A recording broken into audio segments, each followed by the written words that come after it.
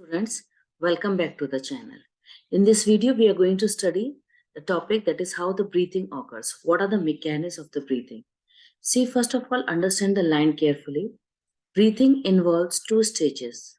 One is inspiration, during which air is taken inside and it is made to reach to the alveoli.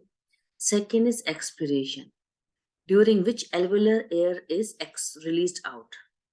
Okay, so inspiration when the air is taken from the atmosphere to the alveoli, and expiration when the alveolar air is released out. The movement of air into and out of the lung is carried out by creating a pressure gradient. You know very well, everything will flow from, air will flow from high pressure to the low pressure. So we have to create a pressure gradient. And in the previous video, we have studied that the lungs are located in a anatomically airtight chambers, which is bounded dorsally by the vertebral column, ventral by the sternum, and lateral by the ribs. On the posterior side, means downward, is a diaphragm which is dome-shaped. So when we change any volume, when we bring change in any volume of the thoracic cavity, it will be reflected immediately in our pulmonary area also. So we have to create a pressure gradient between lungs and the atmosphere. Now, inspiration will occur only when the inside the lungs, the pressure is low as compared to the outside. Understood logically? Outside means atmospheric air pressure should be high, and inside the lungs, the pressure should be low. Now, you know very well, physics concept is pressure is inversely proportional to volume. So how can you make inside pressure low? You can make pressure inside low by increasing the volume of the thoracic cavity. Means as a result, pulmonary volume will increase. So focus the line carefully.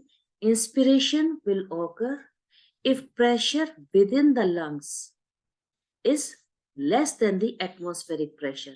And we say that is why we show negative pressure breathing. Understood? That is why we say we are showing negative pressure breathing. Means we make our pressure inside the lungs low as compared to the atmosphere. This much is clear. If you are comfortable, then I will move further. Once again, I'm speaking, inspiration will occur only when inside the lungs pressure is low as compared to the outside. And how can you maintain that? So first of all, diaphragm. First is diaphragm, and second is we are having one specialized set of muscles. These specialized sets of muscles are your external intercostal muscles and internal intercostal muscles. So three things we have to remember. First is diaphragm, then is your external intercostal muscles and internal intercostal muscles. So we can write this way: external intercostal muscles and internal intercostal muscles. These are the ones which are present between the ribs. They will help in generation of such pressure gradient. This much concept is clear. Now let me explain you the diagram. Now see beta, try to understand the diagram. See, this is the thoracic cavity, okay? And this is the diaphragm which is dome shape. So this diaphragm is dome shape. Now during inspiration,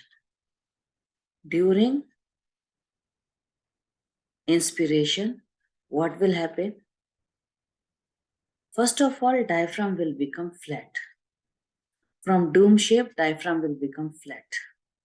Okay. So because of the flat diaphragm, now what is going on? Your thoracic cavity is increasing volume. In which direction? In anterior-posterior axis. See carefully. Contraction of diaphragm will increase the volume of thoracic chamber in anterior-posterior axis. Means the diaphragm will be increasing in which axis? It will be increasing in the anterior-posterior axis. This much is clear, beta? Now see, this is your vertebral column. Clear? This is your vertebral column. And these are your one sternum. Okay, and these are your ribs. So I'm just drawing these ribs, only 2-3 ribs I will draw to explain the diagram. Now, if muscles are present from outside, these are the muscles which are present between the ribs, they are from the outside.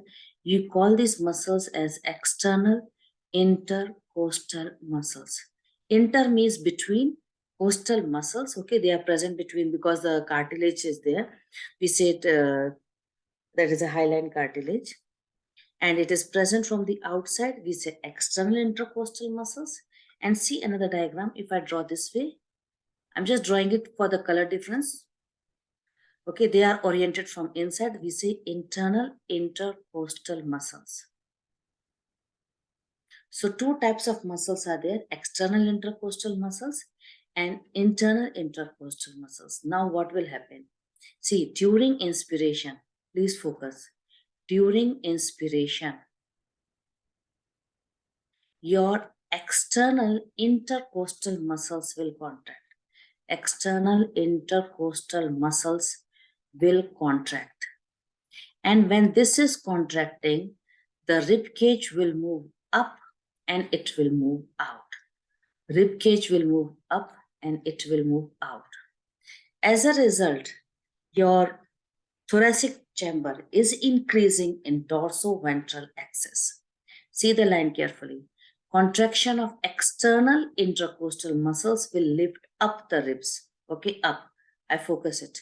And make the sternum go out, causing the increase in the volume of the thoracic chamber in dorsoventral axis. To anterior-posterior axis. Anterior-posterior axis is because of the diaphragm, and dorsoventral axis is because of the external intercostal muscles. So overall is this key, your thoracic volume has increased. Overall impact is what? Overall impact is there is increase in the thoracic volume. And when thoracic volume increase, it will cause similar increase in the pulmonary volume. And as a result, what happens when the volume increases, pressure decreases. Okay, increase in the pulmonary volume, what it will do? It will decrease the pressure. Inside the lungs, the pressure decrease as compared to the atmosphere. And as a result, the air is forced to move from outside to in the lungs. We say inspiration occurred. Understood the concept? Please remember one more learning tips.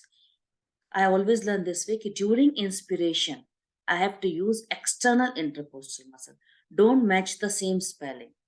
Okay, don't match the same spelling.